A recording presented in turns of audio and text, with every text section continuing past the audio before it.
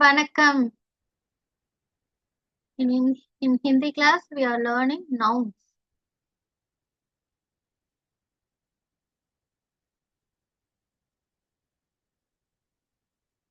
We already studied proper and common nouns, no? Today we are going to learn about collective nouns. Okay, already you know about the definition of collective nouns in English. Okay, the same definition here also. And this is chapter 2.2. Samuha Vachak Sanya.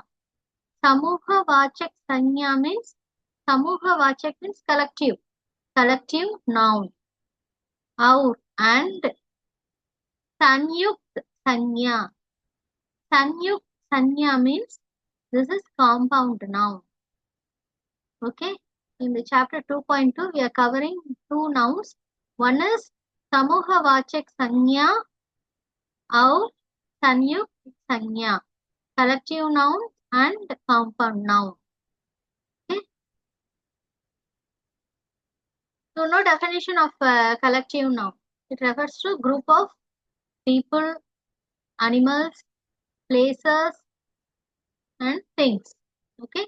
Here, this is log. Log means people. Here, I given some of the examples for log. Okay. The next one. This is Pashu, Pakshi, Heat. It means animals, birds, insects. Okay, under this I given some of the examples of collective nouns. Samuha, Vachak, Sanya. The next one is Stan. Stan means you already know place. Okay, these are the examples of Stan collective nouns. Okay, places. Next one is Chi Jane or Vastuyen. Chi Jane means things. Vastuyen means objects. Okay.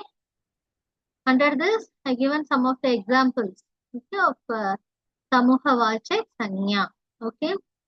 So, what is your assignment? Today you have to record the pronunciation of Samuha Vachak Sanya. I mean that log,